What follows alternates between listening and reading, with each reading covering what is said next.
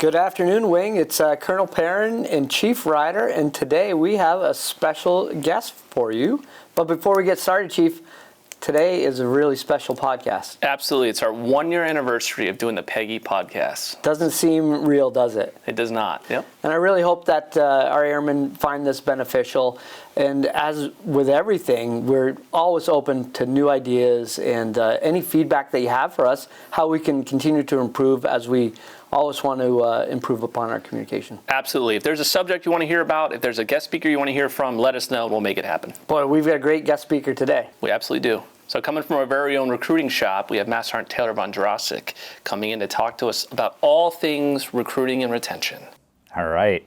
Happy to be here. A little nervous, but I'm excited to get to do this and kind of talk about what we're seeing in recruiting, some cool initiatives that we have on the horizon, and just basic Q&A that we get from the general public on benefits that we offer and things of that nature. My father always said I had a face for radio, so I'm glad this isn't being televised and it's more of a podcast. But first and foremost, just what is the New Hampshire Air National Guard? That is usually the first question I get when entering a school, someone's business, or just an initial conversation with an applicant. And really the simple answer is we're just part-time Air Force. You know, everyone's heard of the Air Force, not everyone's heard of the Air National Guard. But to sum it up, yeah, part-time Air Force. We do everything that the Air Force does, just typically on a 1 week in a month status. Here at Pease, we're an Air Refueling Wing, and that's not all we do, though. We have close to 70 different career fields, so we have a little bit of flavor for everybody. Whether you want to work on aircrafts, go into the medical field, IT, construction like myself, usually we have stuff for everybody. Why do people join? I'll say the majority of people's reason to join is furthering their education. That's a big one, as well as patriotism. Education, some of our better benefits would be our tuition waiver.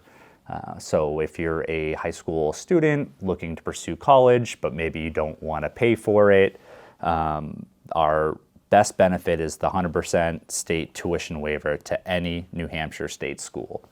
And that is available to every member with no cap. You know, you have that benefit as long as you are serving in the New Hampshire Air National Guard. We also have additional benefits that coincide with that, such as the GI Bill 1606. That is just a stipend that's paid to you for being a full-time student.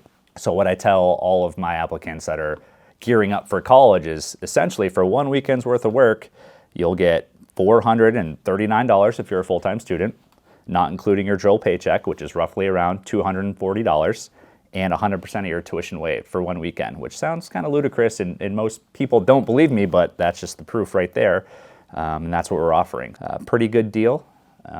You learn some awesome skills along the way. Other things we have are enlistment bonuses for varying different career fields. You know, when you're going through the process of the recruiter, not every job has a bonus, but some do. So if that's important to you, that's something that a recruiter will highlight along the way. And we're very fortunate here in New Hampshire. We're the 4th highest ranked base out of the 54 states and territories. So typically people want to join us, and even better than that, people want to stay with us, which led to that high percentage of manning there. And when you're going through the recruiting process, it's fairly simple. We kind of have like a 4-step process, and it all starts with that initial appointment, the initial contact with a recruiter, where we want to sit you down, answer any and all questions that you have about the Air National Guard. And from a recruiter standpoint, other than answering your questions and seeing if this is good for you, what we want to do is see if you even have this opportunity, okay? And that kind of rolls us into step 2, which is qualification. And I kind of want to touch on this because this is very important and not as easy to do anymore. In the recruiting world, we kind of throw out 2 terms. We have BC and BG, before COVID and before Genesis. And it's significantly harder to join the military in today's age than it was just as short of 5 years ago.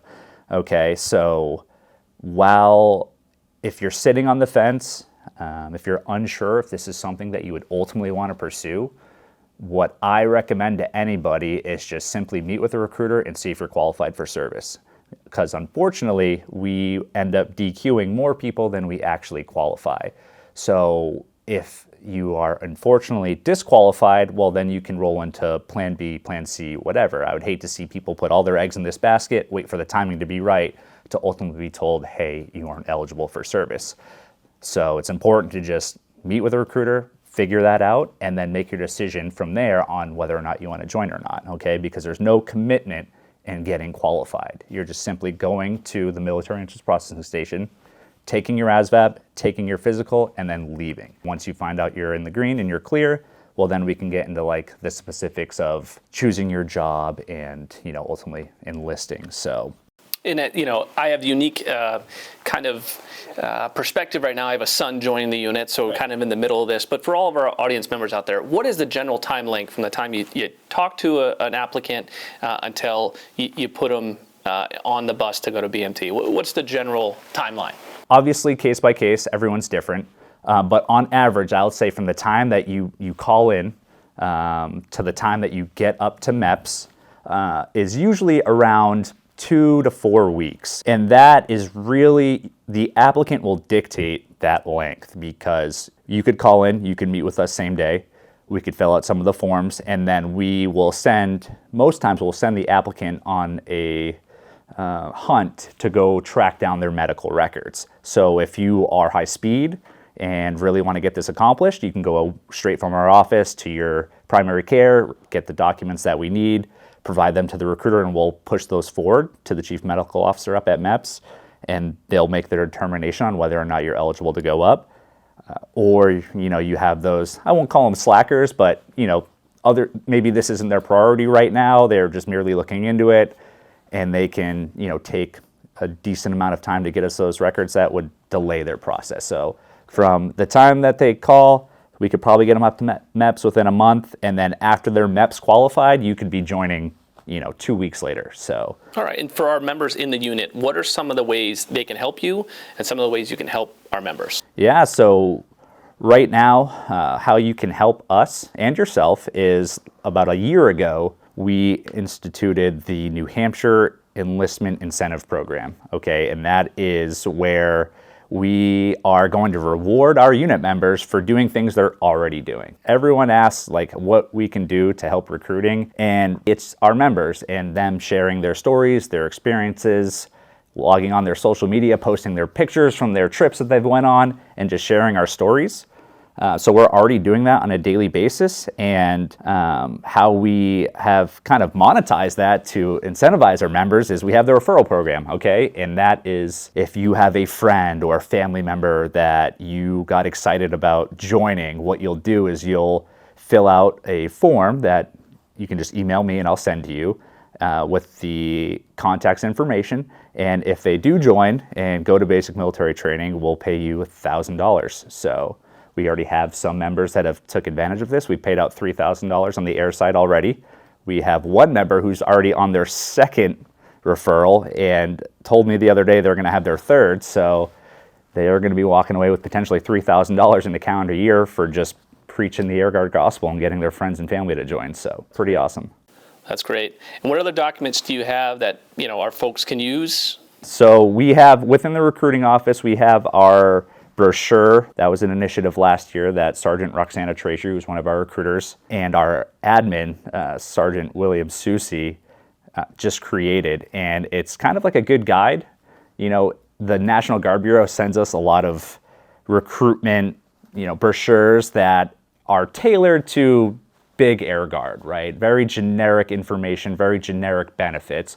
What our office did is create something from the ground up that's strictly tailored to New Hampshire. It has everything from our educational incentives broken down to the Montgomery GI Bill, to the GI Bill kicker, where you can utilize these benefits, what our medical insurance premiums are. It's just a good guide that if you're talking with somebody, you can reference that and see That way you're giving them factual information and not just guessing. So it is a great product, and I know a lot of us when we're out in the communities at our kids' sporting events, and we get asked questions all the time about, what are the latest and greatest benefits and what is the Guard offering. That's a great one-stop shop. So I encourage all of our airmen to stop by, grab one of these brochures, and I think there's an updated one that you guys are working on right now. there is, yeah, this one came out pretty well, and we produced that last year, but since then we've kind of revised it and made it more of like a magazine look and feel.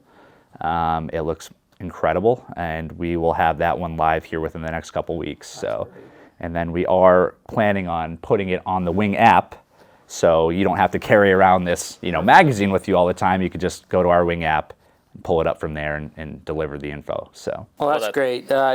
Chief and I just want to say thanks to the team. I know you're production recruiters. It's a team effort in there. You guys do a phenomenal job.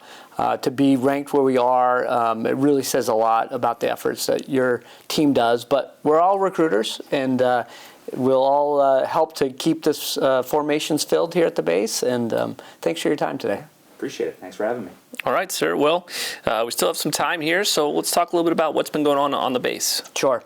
So it's been a busy start to the year, Chief. We had our January UTA.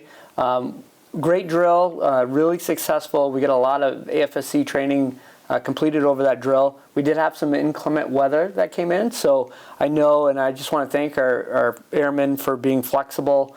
I know, it was a little slippery coming in that morning, but as we've said, the base never closes. Work with your supervision. If you had any issues or in the future, just communicate. That's really the key to it.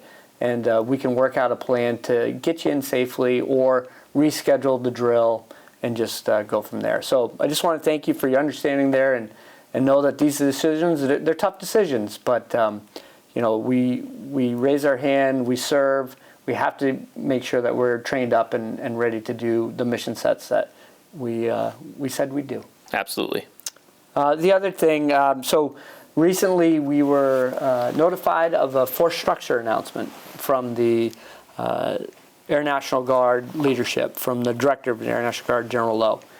And I know we've held a full-time town hall on the base, and really this announcement was our force structure announcement with our full-time funding percentage. And I just wanted to let everyone know we are actively working some of the issues with this force structure announcement. To give you some context, right now we have been notified that we'll have 11 full-time positions that will no longer be funded after 1 October. And of course, in a small wing like ours, in a high-performing wing like ours, that's a huge and significant impact to our full-time manning. And it's one that we're not taking lightly. It's one that we have key leader engagement with, from the A-TAG to the TAG and myself with the National Guard Bureau. But we've also been in contact with our congressional delegation. And our congressional delegation has penned a letter that went to the director of the Air National Guard stating that we would like an immediate freeze on any manpower reduction here at the 157th. So we're actively pursuing that. But I want to just be forthright with everyone and just let you know with what's been going on. So when you're here over drill and you're talking to airmen, please, if you have questions, use your chain of command. They have all the current up-to-date information on where we stand and the efforts that we're doing to get through this unfortunate announcement, but one that I know will continue to advocate for the right reasons and hopefully be able to get a stay of our current manpower. Absolutely. We will continue to advocate for manpower and resources to the appropriate levels that we believe this wing deserves. Yes, sir. Thanks, Chief.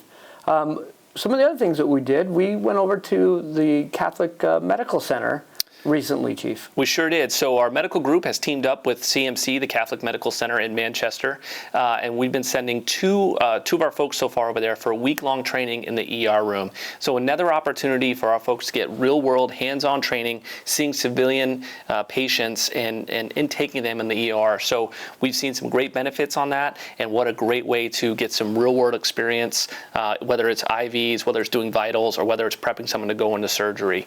We'll continue to grow that program, but what a great partner we have, and it's a great partnership so far. Yeah, it was really exciting. We saw Master Sergeant O'Regan out there, and the tag likes to say train to excite, but I will say with this program, it's train to save. It was really impressive, that few hours that we spent out there. Absolutely, absolutely. And then looking forward, February's a busy drill. They're all busy drills. So we have some great events lined up, great time to do some AFSC training, but we also are going to have a little bit of time to congratulate Chief Master Sergeant Jeremy Hutchinson on his promotion, to congratulate the COM squadron and their upgrade from a flight to a squadron. We'll also have a great opportunity to say goodbye to Chief Master Sergeant Bill Bates, as well as look at some of the items to get some folks promoted through our Step 2 program that's due this month. And then looking ahead towards March, there's some good events going on in February. We have our EFAC meeting, the Enlisted Field Advisory Council meeting, where the group of chiefs sit down and will review and vote on the Region 1 winners for the Airmen of the Year, who will go compete at the national level. And then, sir, you and I will be heading down to El Salvador for an air show. And then we kind of close out the month with the ESCOT for the colonels and start looking towards that March UTA. So the wing is never slows down. It's always busy. Well, great. Well, we look forward to drill, Chief. I want to thank Sergeant Vondrasek for joining us today, and thanks for your time. And your dad might have said you didn't have a face for radio, but you certainly have the voice for it. So. Right. Well, thanks for all you do. Live free or die, and we're happy to serve you.